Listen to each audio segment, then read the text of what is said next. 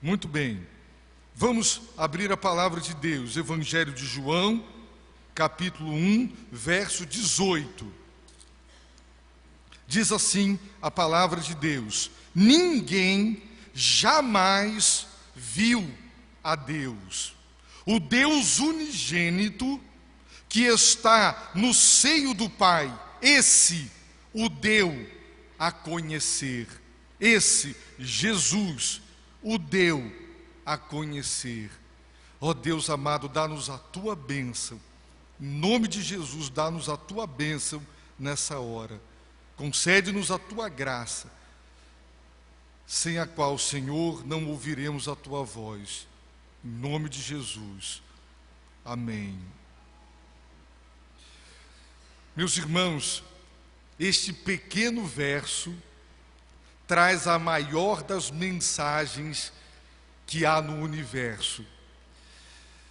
O apóstolo João, debaixo da direção do Espírito de Deus, foi dirigido a escrever, meus irmãos, essa verdade profunda que, em síntese, nos apresenta a essência pura do que é o Evangelho de Jesus Cristo. O Evangelho é o poder de Deus para a salvação. E você só compreenderá a grandeza da salvação se você compreender a grandeza do Salvador. Enquanto o Evangelho, seu conteúdo, sua essência não for entendida, não for compreendida, você não será um evangélico, e com certeza o poder de Deus que salva, o Evangelho não se manifestará na sua vida. Portanto, atente para estas palavras que trazem lições preciosas. Elas não foram inventadas por João. João viveu com Jesus, conviveu com Jesus e registrou todo o ensinamento que o Filho de Deus trouxe. E nós já temos aprendido que Jesus era cheio de graça e de verdade. Portanto, as palavras que saíam da sua boca deixavam todos extasiados, porque eram palavras de graça. Também as palavras da sua boca eram as palavras da verdade. E ele mesmo afirmou: a tua palavra, ó Deus, é a verdade que liberta. Então atentem para esta declaração. E a primeira delas é: ninguém jamais viu a Deus. Ninguém. Jamais, em tempo algum, nunca, em hipótese alguma, alguém viu a Deus. Meus irmãos, Deus tem escolhido homens para falar com eles.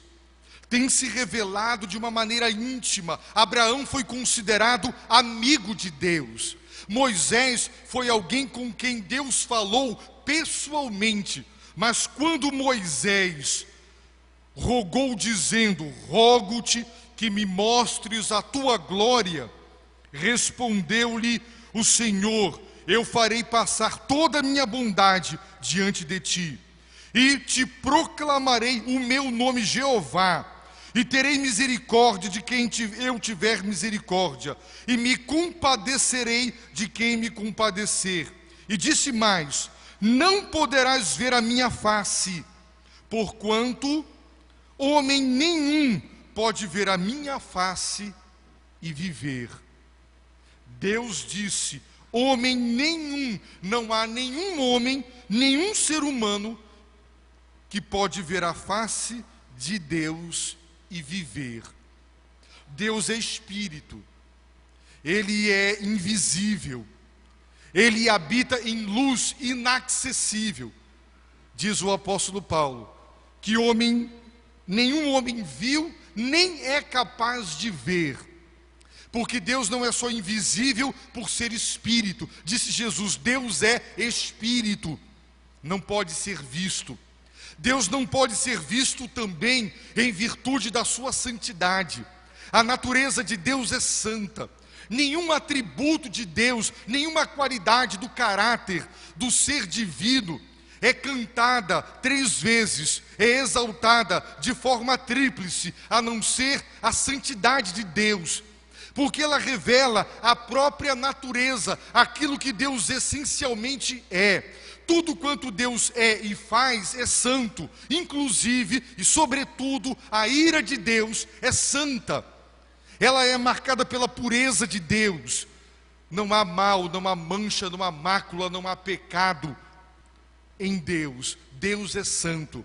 E a sua santidade é exatamente o que diferencia e o separa e o coloca além e acima da criação e da criatura. É o que se chama na teologia de a transcendência de Deus, por causa da sua santidade. A santidade de Deus é tal que nenhum homem seria capaz de contemplá-lo e sobreviver. E para o próprio bem de Moisés, Deus lhe negou a petição, porque Moisés morreria, porque não suportaria a presença santa de Deus. Ele não aguentaria. Os livros proféticos descrevem as montanhas e a própria terra se derretendo na própria presença de Deus, a grandeza da majestade de Deus, assim como a luz intensa cega a santidade de Deus. Ela não só expõe o pecado, mas ela se opõe ao pecado. Pecadores não podem ver a Deus. Mas a grandeza do ser divino e da sua santidade é tal que nem mesmo os serafins, aqueles anjos extraordinários, magníficos, seres angelicais, espirituais, não pecaminosos, que não caíram e que vivem na própria presença de Deus, receberam um par de asas, um par para voar, outra para cobrir os seus pés e a outra para cobrir os olhos, porque nem mesmo eles podem contemplar a face de Deus.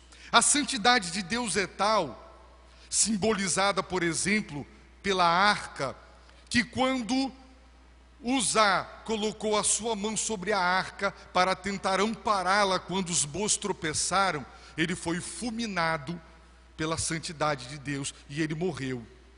Ele não podia tocar, pecador não pode tocar no Deus Santo e sobreviver. Quando os 2 filhos de Arão acenderam fogo estranho na presença de Deus, foram consumidos pelo fogo, porque não se pode brincar com a santidade de Deus.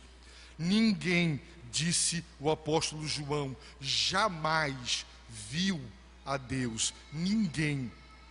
Não houve um ser, não há um ser que tenha contemplado Deus face a face, porque nenhum ser sobreviveria à visão de Deus.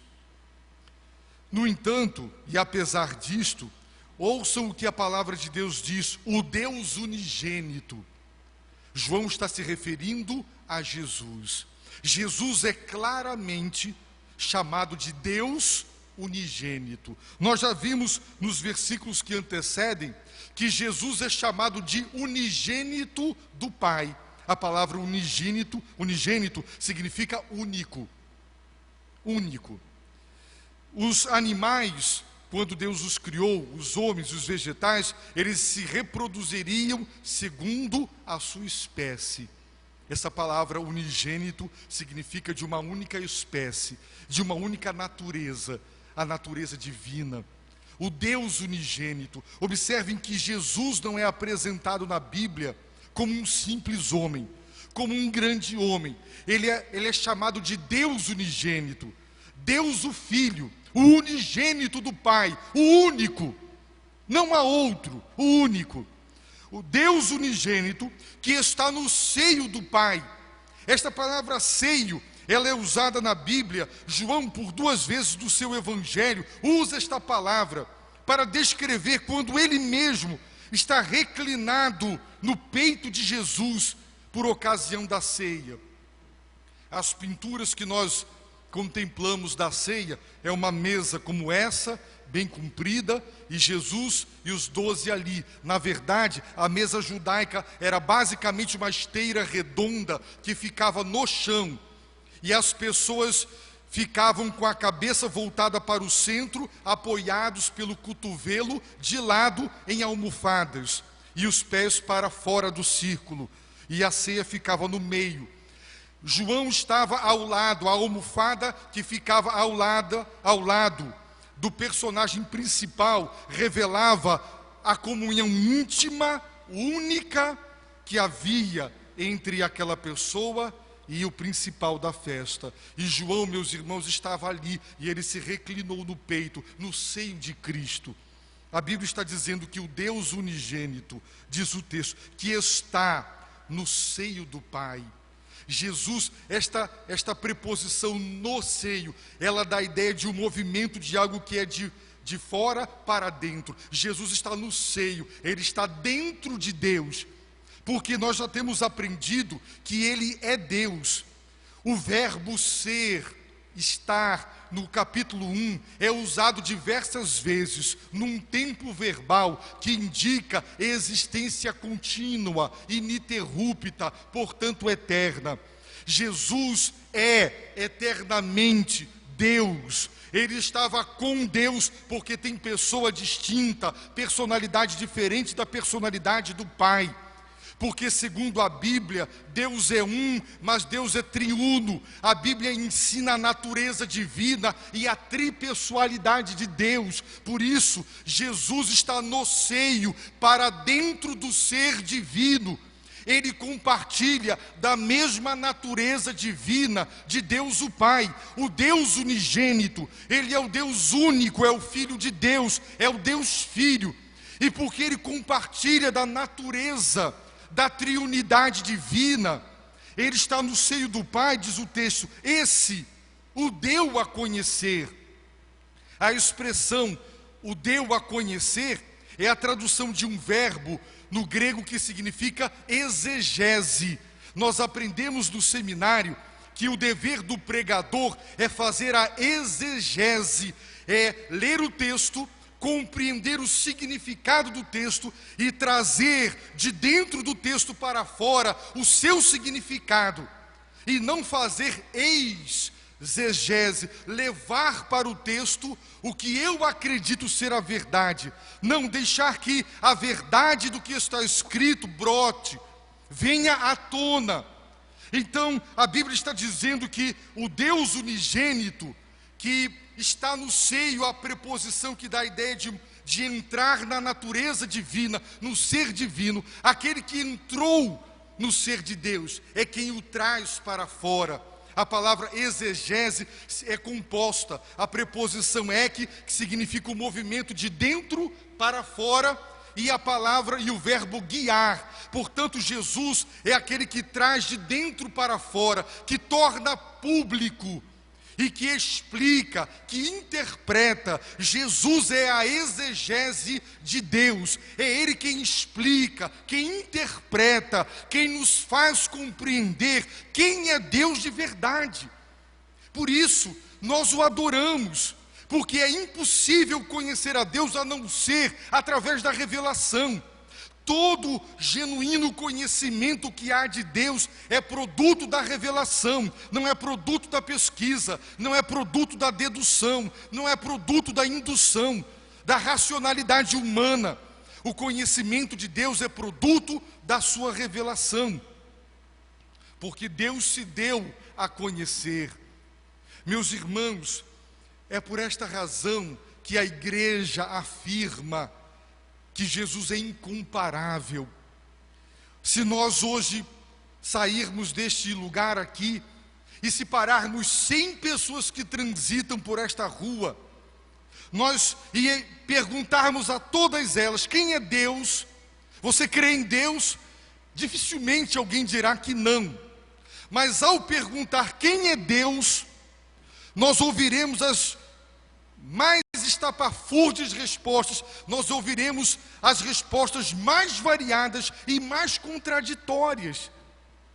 Ontem, em uma colação de grau, um dos oradores disse a Deus, ou uma força maior, ou alguma coisa que exista. As pessoas não sabem quem Deus é, e explicam Deus de muitas maneiras, mas só existe uma única pessoa que tem autoridade para dizer quem é Deus.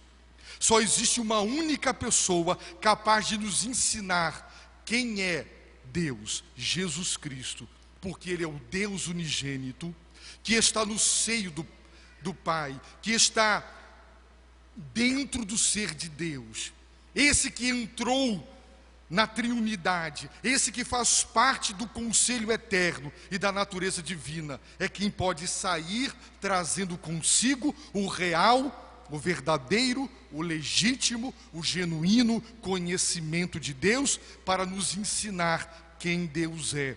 Portanto, se você não quer se surpreender ao morrer e se dar conta de que, embora tenha admitido a existência de um ser superior, continuou sendo uma força impessoal, alguém com atributos e com qualidades ou com defeitos que você não conhece pelas Escrituras, você se decepcionará, porque tudo depende da fonte. A única fonte legítima para nos ensinar quem Deus é Jesus Cristo. Por isso, quando nós damos ouvidos a outros, nós não estamos dando ouvidos àquele que trouxe o verdadeiro conhecimento de Deus. Quem é o verdadeiro intérprete de Deus? Jesus. Por isso que nós temos que olhar para Ele e ler a sua palavra e ouvir tudo quanto Ele tem para dizer sobre Deus, porque tudo o que Ele disse sobre Deus é a verdade.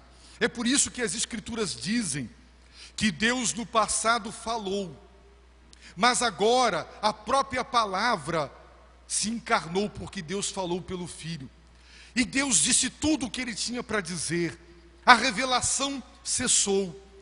Tudo o que Deus tinha para dizer à humanidade acerca de si mesmo, tudo quanto Ele queria revelar a respeito do seu próprio ser, Ele nos revelou em Cristo e através de Cristo. Não há mais nada para saber. Tudo que aprouve a Deus que os homens conhecessem, Ele disponibilizou esse conhecimento mediante o seu Filho amado. Portanto, Ele é a revelação máxima, Ele é a revelação plena de Deus. Ele não revelou tudo sobre Deus, mas tudo quanto Deus entendeu em sua sabedoria, que era necessário ser sabido, conhecido pelos homens, Ele deu a conhecer. Deus, meus irmãos, é possível conhecê-lo, embora seja impossível compreendê-lo. O finito não compreende o infinito.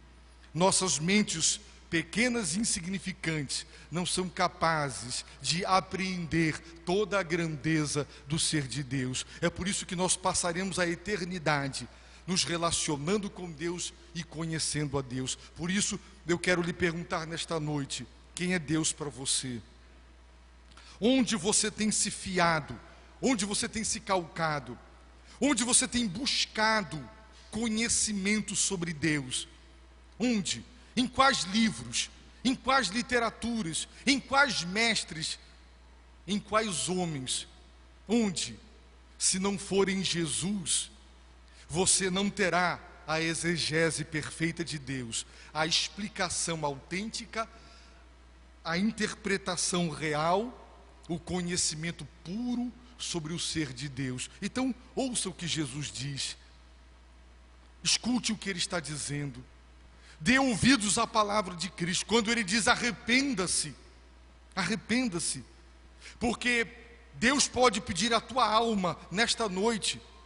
Então lhe dê ouvidos, porque quem partir deste mundo sem arrependimento vai se encontrar com o justo juiz e não subsistirá diante do seu tribunal. Quando Ele está dizendo creia, deposite sua fé naquilo que eu estou dizendo, quando Ele nos conclama ao arrependimento e à fé com urgência e de forma emergente, então é para lhe dar ouvidos, porque Ele trouxe a verdade. Então, para quem iremos nós? Disse Pedro. Quando Jesus dispensou os 12, Jesus disse: para quem iremos nós? Só tu tens as palavras da vida eterna. Ninguém mais as possui. Só Jesus, só Jesus, só Jesus. Se você quer conhecer o verdadeiro Deus, e ele deixou claro no capítulo 17 deste Evangelho, que conhecer a Deus é a vida eterna. Vida eterna não é só vida que não tem fim, é vida que não tem começo e não tem fim, a própria vida de Deus. E conhecê-lo implica em viver eternamente na sua presença. Portanto, creia em Jesus, arrependa-se dos seus pecados, deposite fé no Filho de Deus e dê crédito à sua palavra, porque somente Jesus lhe salvará e lhe revelará quem Deus autenticamente é. Eu o convido nessa noite a abrir mão de tudo quanto você tem se apegado, todas as doutrinas, ideologias, tudo quanto você aprendeu da fonte A, B ou C. Nenhuma delas é legítima, só Jesus é a legítima fonte de conhecimento sobre Deus. Abaixe a sua cabeça, feche os seus olhos, faça a sua oração de entrega. Se você é de Cristo, então verdadeiramente não divida a sua atenção com mais ninguém, absolutamente mais ninguém. Ninguém jamais viu a Deus. O Deus unigênito, que está no seio do Pai, esse o explicou, o interpretou, o revelou. Ore lembrando-se que a salvação de Deus é tão maravilhosa, que nem mesmo Adão, antes de pecar, e Eva viram a face de Deus. Mas está escrito na primeira carta de João, no capítulo 3, que quando Jesus voltar com poder e grande glória, nós seremos como Ele é, porque nós o veremos. A salvação é tão magnífica que ela abrirá o que até então tem sido impossível. Ninguém jamais viu a Deus, mas os salvos o verão e serão como Ele é, porque a visão de Deus será transformadora. Ela não será mais aniquiladora, porque Ele removerá de nós o pecado, e então nós o veremos como Ele é. Por isso, não há outro. Quem quer ver Deus só tem um caminho: Jesus. Ele é o caminho, Ele é a verdade, Ele é a vida. Aceite Jesus como o seu Salvador pessoal nesta noite. Entregue-se a Ele definitivamente